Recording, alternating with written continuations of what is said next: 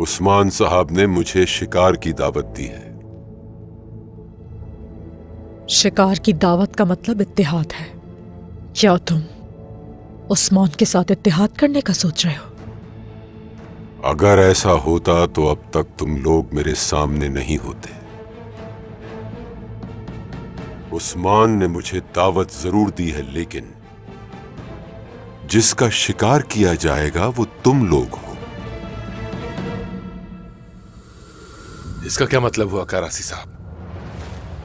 उस्मान मुझे शिकार पर ले जाकर खुद को एक माहिर शिकारी मुतारिफ कराना चाहेगा। जब तुम लोग उसे मारने के इरादे से वहां आओगे तो उसके जाल में फंस जाओगे।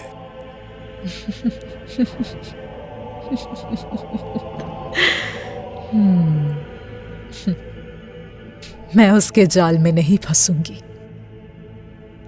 करासी सरदार। अगर मैं तुम्हें ना बताता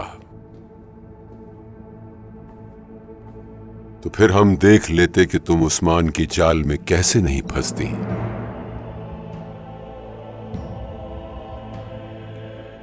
आज हम शिकार पर जा रहे हैं। अब तुम सोचना कि तुम्हें क्या करना है।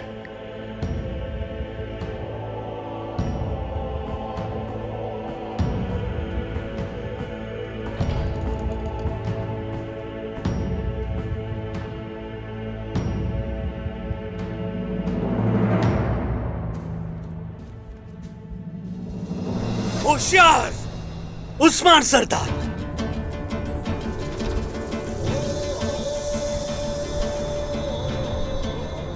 मुझे उम्मीद है कि उन दुश्मनों को जमीन बोझ करके वापस लौटेंगे मेरे उस्मान।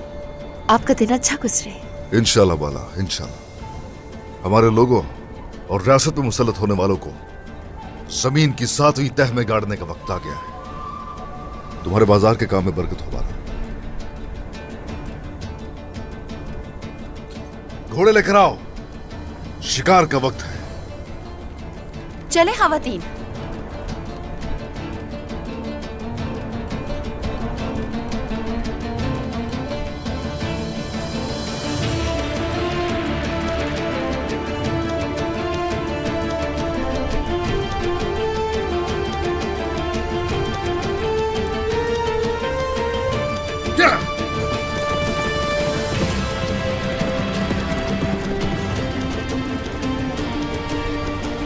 आ जाए, सौंप की तरफ चलेंगे। है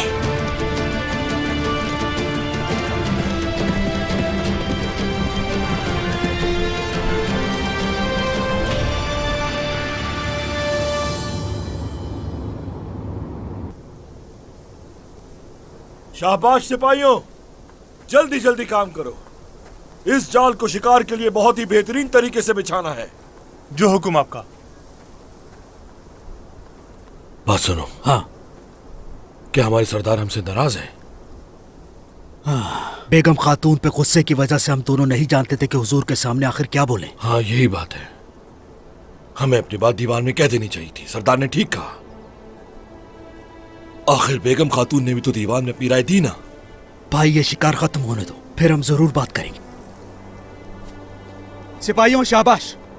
दुश्मन के आने का रास्ता हो या जाने का, हर तरफ जाल को अच्छी तरह बिछा दिया जाए। कोई जगह नहीं बचनी चाहिए। चलो शेरो, हिम्मत करो। जो हुक्म आपका।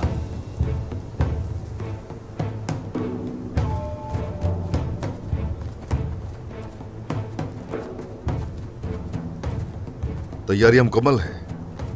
हुजूर, आपके हुक्म के मुताबिक सिपाही पूरे जंगल में जाल बिछा रहे हैं। थोड़े वक्त में तैयारियां मुकम्मल हो जाएंगी। वो पहाड़ी इलाका, जब मैं करासी के साथ होऊंगा तो मुझ पे हमला करने के लिए वो जगह बेहतरीन होगी उनके लिए। सरदार, आपके हुक्म के मुताबिक हमने उस जगह के करीब चारों तरफ खुफिया जाल बिछा दिए हैं।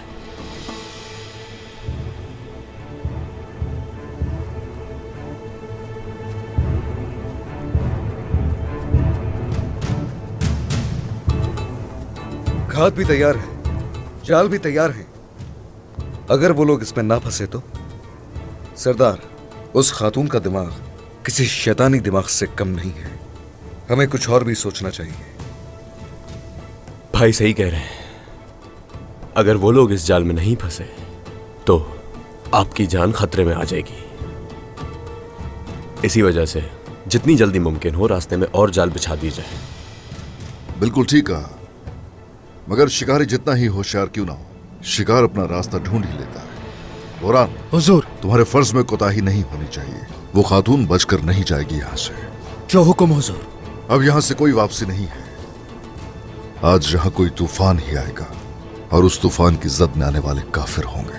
आ जाओ।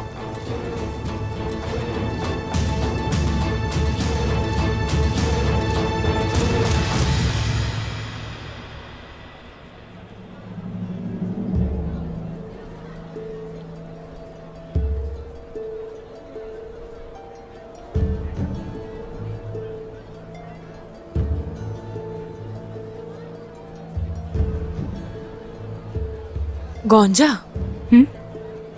यहाँ सबसे ज्यादा मेहनत तुम करती हो। बाला तुम्हारे साथ नाइंसाफी कर रही है, क्या तुम्हें दिखाई नहीं दे रहा?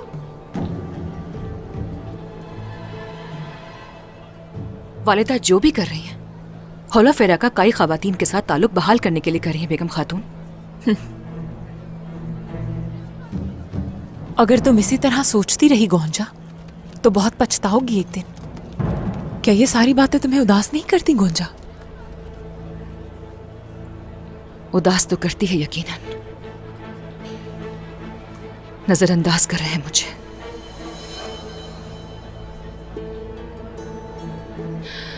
मगर क्या गिला करना, मेरे बस में कुछ है ही कहां।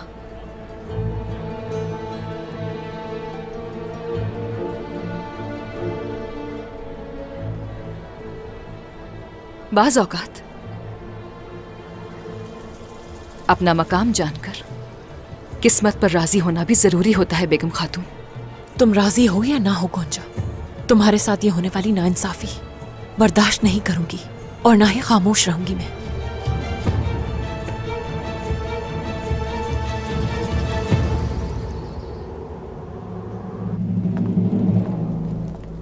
उस्मान अपने इस जाल में खुद ही फंस जाएगा।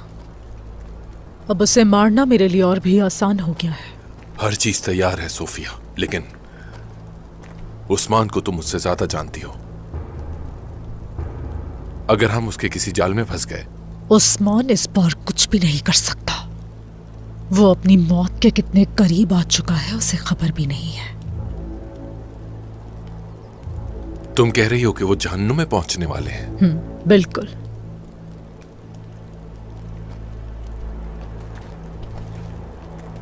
इस इंतकाम का बरसों इंतजार किया है लुकास। मैं इसी दिन के लिए जिंदा रही। मैं उसकी राह में रुकावट नहीं बनूंगा सोफिया। उस दिन वो तुर्क चरवाहे मुतासरा रेवड़ की शक्ल में आएंगे हमारे सामने।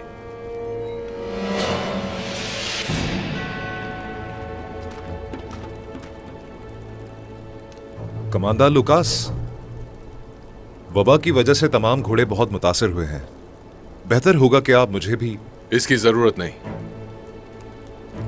दुआ करो कि मेरे घोड़े मुतासिर ना हो, वरना तुम सब भी नील तले कुचले जाओगे।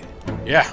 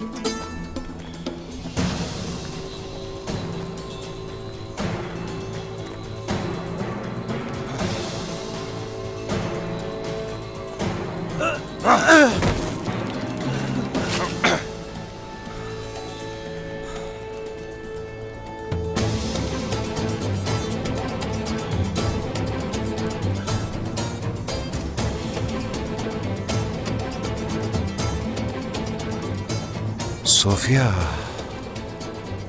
उस्मान सरदार तुम्हारा नाम जानते होंगे, लेकिन अभी ये जानना जरूरी है कि तुम्हारा मंसूबा क्या है। जानकर रहूंगा मैं।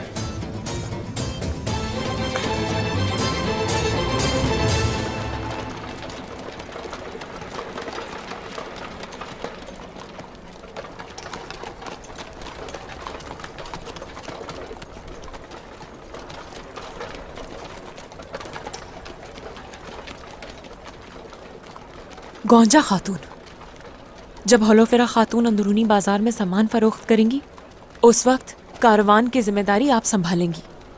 कारवान में आने वाले नए सामान का इंतखाब करना। अगर वालिदा मुझसे कहेंगी तो मैं जरूर करूंगी बेगम खातून। बेगम खातून,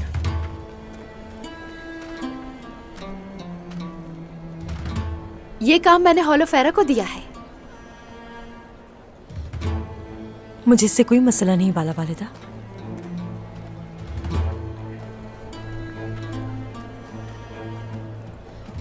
चलो आओ मेरे साथ।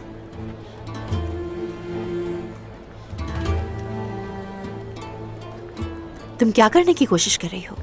जो कुछ कह रही थी इसकी वजाहत दोगे मुझे? बाला खातून, बाजार की जिम्मेदारी मुझे सौंपी गई है। कारवान की हिफाजत कौन करेगा कौन नहीं, क्या इसका फैसला मैं नहीं कर सकती बाला? तो मैं यहाँ क्यों हूँ बताएं? इख्तलाफात पैदा कर रही हो दोनों के दरमियान? बिल्कुल नहीं। बहुत उदास है गौंजा, इंसाफ कर रही हूँ उसके साथ। तो क्या मेरे इंसाफ पर तुम शक कर रही हो बेगम खातून? कैसी बातें कर रही हैं? मैं तो बस अपना फर्ज निभा रही हूँ। गौंजा बाजार के मामलात अच्छी तरह जानती है। वालिदा, मुझे ऐसा कोई काम नहीं करना जिससे मसला पैदा हो। बेगम खातून वो बस मेरा सोच रही तुम्हारे थी। बारे में किसी और को सोचने की जरूरत है गौंजा? जरूरत है सोचने की बाला खातून। बाजार की निगरान की हैसियत से कारवान के लिए मैं सिर्फ गौंजा पर ही भरोसा कर सकती हूँ। अगर आप कहती हैं मैं हुक्म ना दूं तो बिला झिझक मुझे वजीफे से हटा दीजिए।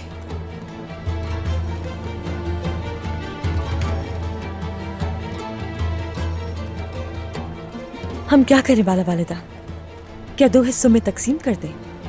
हौलोफेरा, बाजार में फरोख्त किए जाने वाले सामान की जिम्मेदारी तुम्हारी है। गौंजा, और जो कारवां में सामान लाया जा रहा है उसे तुम्हें देखना है। जो हुक्म वालिदा।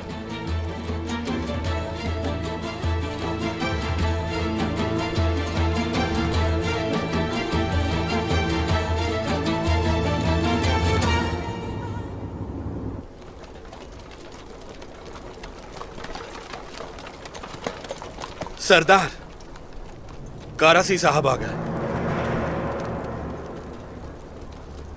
आने दो उसे।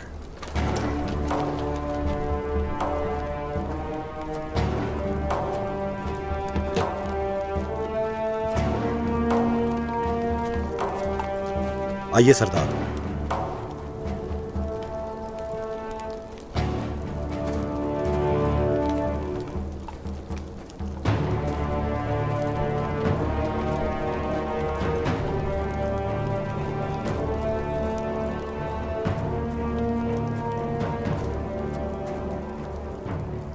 अस्सलाम अलैकुम। वालेकुम सलाम। वालेकुम अस्सलाम। वालेकुम अस्सलाम। करासी सरदार,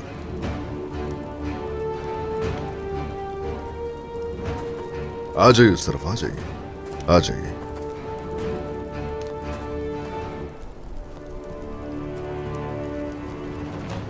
तशरीफ रखिए। शुक्रिया। आपने मुझे दावत देकर शरफ बख्शा, इसके लिए बहुत शुक्रिया। आप हमारा साथ देंगे मुझे उम्मीद थी। मुशावरत करेंगे हमसे और शिकार पर भी साथ होंगे। आप हमारे बुजुर्ग हैं।